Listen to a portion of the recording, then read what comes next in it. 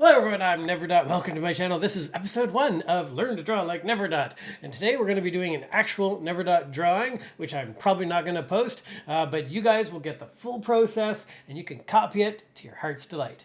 Let's get started. In this episode, I'm not going to get too much into the details of generally how to use Krita. I'm just going to lead you through the process of doing a simple Neverdot character drawing, and then you guys can get the general idea of the whole process, and then maybe later on I'll delve into the specifics of each individual tool. But let's get started drawing a particular character that you all know and love.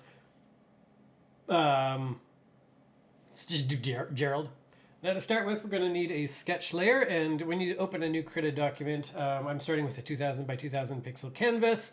That's actually smaller than I typically use, but go with your gut, use whatever you think you need, but I wouldn't recommend something like 400 by 400 because a lot of you have been complaining about your images being pixelated.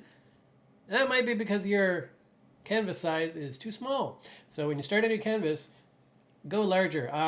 I typically draw at 4000 by 4000, which is a little bit higher, and your computer might or might not be able to be okay with that. So I'm going to do 2000 by 2000. It's also fine if you're not intending to print it ever. And we're going to start with the way we start everyone, with just a sketch layer. So we've got a bunch of layers. Your new document's always going to have a layer. You're going to need to add more layers with this little guy here. Bop. I'm going to need 4 layers. Every drawing of mine requires at least 4 layers. So let's get our Gerald sketched. He's going to be sassy, and we're just going to make a nice ball shape, and then he's made up of other ball shapes. He's basically just the second simplest character you could probably draw, short of Peter or Charlie, Trevor. So anyways, this is our guy. Pretty bad sketch. So once you've got your terrible sketch prepared, don't worry about making it look good because you're not going to keep it in the end. Now, we're using multiple layers. If you're not familiar with layers, this allows you to draw things on top of each other without actually drawing on them. So they're separate, and this is very important. You're going to find out really fast why this is so important. I like keeping all of my layers well labeled because I am very OCD with my organization, and I don't like layers being called layer 1, layer 2, layer 3, layer 4. Give them all friendly names like Bob, Sally, and sketch layer. Now the top layer is not the sketch layer, it's what I like to call the outline layer, otherwise known as the inking layer. So we're going to ink now. I'm going to pick a fatter brush because thick lines are cute and thin lines are creepy, and Gerald's not creepy. I've got my Wacom Cintiq remote, and I've mapped a lot of hotkeys to this thing. You might need to use the tools like to zoom in and whatnot. I am not using tools. I'm using shortcut keys. I highly recommend mapping shortcut keys to any buttons you have accessible to you because zooming in and out, very frequently used. Also undo, and a few other common tools. That's another video, and we'll cover that later. So I'm going to do two outline layers. So I often, if I have characters that have a lot of like overlapping shapes, I will draw the main body shape, in this case Gerald. Now on the other layer, I'm changing up to the other layer. So now these will not be necessarily touching each other. You won't see that. So I'm just going to draw this leg here, this leg here, this leg there, this leg there. Now, oh, that one's terrible. Now you see here I've gone over the lines like a 4-year-old. That's fine. Switch to the eraser. Erase the little over bits. Now, if I try to erase this line, you'll see that it's not working because it's on the other layer. Now, just erase and erase. Now, why didn't I just do it on one layer and erase it?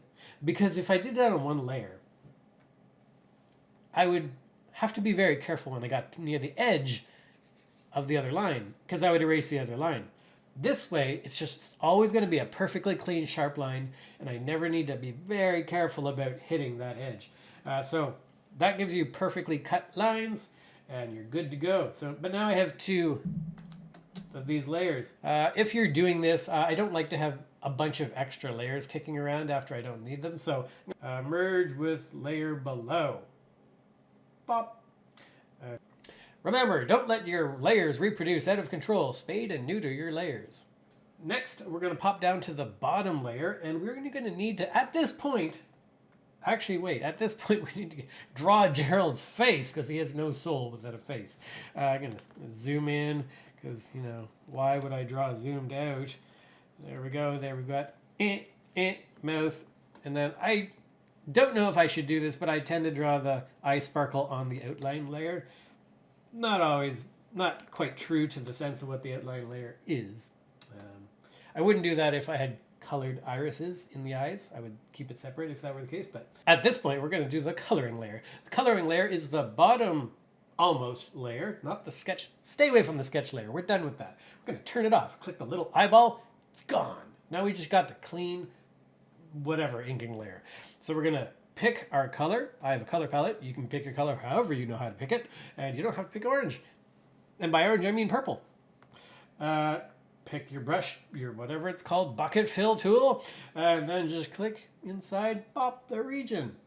If this doesn't work, you might need to check your tool options over here and just check to see if, you know, this thing, single, or sample, is set to all layers. If it's set to something like current layer, that means it's only going to look at the layer you're actually clicking, you've got selected for the fill boundaries, which is super great when you're doing like cartoon bell, whatever thing fills. In my comic, I do that. But in this case, it would be a problem. So just make sure it's set to all layers. And there's a few other settings that could mess it up, but not going to get into it. I'm going to assume the defaults will work for you. Go in here, switch back to my brush, do the little mouth, fill that in. Again, I also have these tools mapped to keyboard shortcuts so I can easily flip through them on here. This is brush, this is fill. So that is super fast for me. I can zoom in and out with ease. Now, the next part, don't forget to name your layers, color, with a U because I'm Canadian. The very next step, before we do the shading layer, which is the last step, we got to group these layers. I got to stop hitting the mic. Now for the last step, which is the shading layer, we need to take a moment because we've got to group these layers. Select all three. I'm doing it by holding the shift key down. Pick the top one, shift key, bottom one. That gets all three.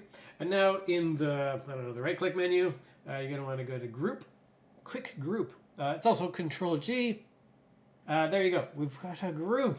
You can even give that group a name. We're going to call it Gerald because it's Gerald and he's a groupie. No, he's not. No, forget I said that actually. Okay. Middle layer is the shading layer. I also have, in my palette, I have a few grays prepared. So for the shading layer, for the never dot drawings, we're just going to use a 70% gray. So that's, 70% dark gray, not light. And that's going to be our shadow. Now, if you're a professional artist, you will know that you should probably not be using straight up blacks for your shading. But, this is just a quick cartoon. I'm not a professional. Pick a light source. So pick a direction for your light source, whether it's above you or side of you. Anyways, I always go for the northeast typically and just sort of eyeball it. So we're going to go blah, and blah, fill that in. Do. Maybe that's, there we go. Now, something you might, I'm intentionally making this terrible. First of all, this doesn't look right at all. This doesn't look shaded. This looks like a mess. He looks like he's playing in mud. We haven't done something very important. The shading layer needs to be set to use a hard light blending mode. Blending modes change how layers interact with each other when they're on top of each other. So let's see what happens when we set it to hard light. There it is. Boop.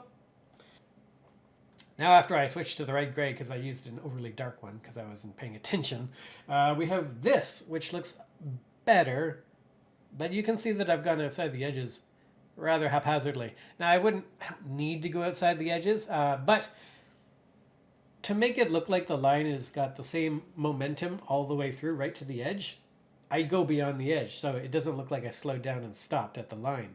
Because there is a bit of a visual difference if you as an artist are stopping at a line.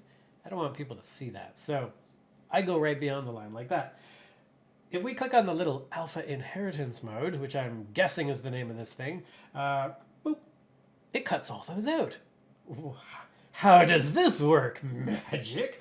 Yeah, it is magic. If you don't have magic, it's not going to work for you. Oh, wait, no. It's because it's in a group. That's why we grouped it. The alpha inheritance mode will only allow the pixels on that layer to show up if the pixels under it are opaque. So, because I've got the shading layer in the middle, it's only going to land on the color layer's pixels, which is perfect. Now, sometimes if you're doing like glow ups where there's a light source and you want it to actually color also the outline layer, you just want to move the shading layer up a level so it's above the outline layer. So that is Gerald. This is a very basic Neverdot character drawing. All you got is one group, 3 layers in that group, the color, shading, and outline in that order, and then also your sketch layer, which is just outside the group, doesn't belong, nobody wants to talk to it, and we're not going to tell it the gossip about Becky and the stapler. We don't talk about Becky and the stapler.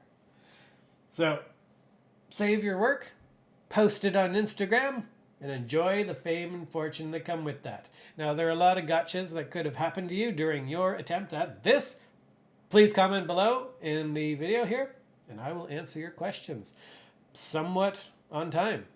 Thank you guys for watching this video, episode 1 of Learn to Draw Like Neverdot. I hope you give it a try. It's Krita, and just download it for free on krita.org. Links in the description below. Also, you can download this file as well in the link below, and you can just explore it. And also, I'll provide like a template file that's just a blank with all the layers prepared for you, so you can get started with that. And don't worry too much if you don't have the exact brush that I'm using. Most any brush within reason will work.